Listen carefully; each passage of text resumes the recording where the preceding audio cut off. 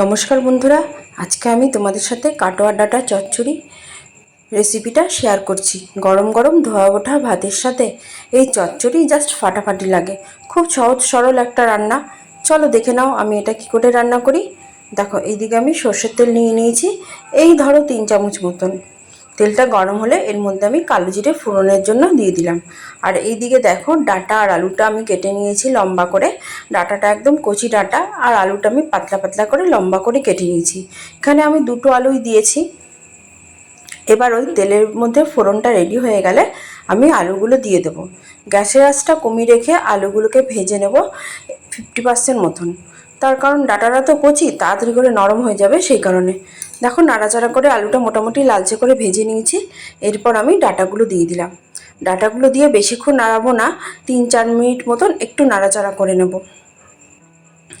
এরপর আমি এর মধ্যে হলুদ দেবো 1/2 চামচ মতন, আর দেবো 1/2 চামচ মতন নুন দিয়ে খুব ভালো করে মিশিয়ে নেব। কাটোয়ার ডাঁটা খেতে কার কার ভালো লাগে? আমার তো ভীষণ ভালো লাগে। এই টাইমে তো এটা খুবই পাওয়া যায়, আর খেতেও কিন্তু খুব ভালো লাগে। এরপর দেখো, এখানে আমি টমেটো পেস্ট দিয়ে দিলাম। একটা মাঝারি সাইজের টমেটো আমি পেস্ট করে নিয়েছিলাম, সেটাই দিয়ে দিলাম। দিয়ে খুব ভালো করে মিশিয়ে নেব। আর গ্যাসের আঁচটা কম করেই কিন্তু আমি রান্নাটা করব। দেখো, এইদিকে আমার মেশানো হয়ে গেছে। এরপর আমি সর্ষে বাটা দিয়ে দিলাম।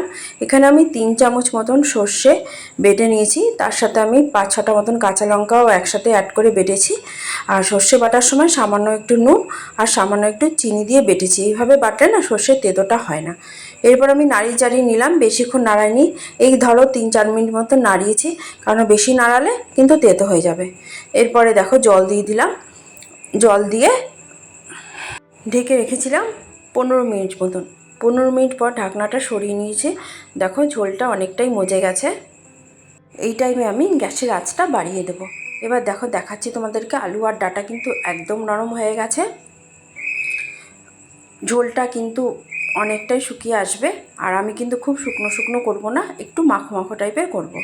এরপর আমি একটু নুন দিয়ে দিলাম। দেখলাম নুনটা একটু কম লাগছে, সেই কারণে নুন দিয়ে মিশিয়ে নিয়েছি। এরপর আমি 3টে চেরা কাঁচা লঙ্কা দিয়ে দিলাম, আর দিয়ে দেবো সামান্য একটু চিনি।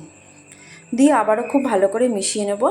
তোমাদের যদি ভালো লাগে লাইক করবে, সাবস্ক্রাইব করবে, আর অবশ্যই এইভাবে বানাবে। দেখবে খেতে কিন্তু জাস্ট ফাটাফাটি লাগে। গরম ভাতের সাথে এরকম সুস্বাদু ডাঁটা থাকলে আর কিন্তু কিছুই লাগে না। চলো, আমার এই চচ্চড়িটা রান্না করা হয়ে গেল। এবার সার্ভ করছি। দেখো, দেখতে যেরকম সুন্দর হয়েছে, খেতেও কিন্তু খুব সুন্দর হয়েছিল। তোমরাও কিন্তু বাড়িতে অবশ্যই এইভাবে রান্না করবে। চলো, সার্ভ করাও হয়ে গেল, এবার খাওয়ার পালা। ব্যাস, টাটা।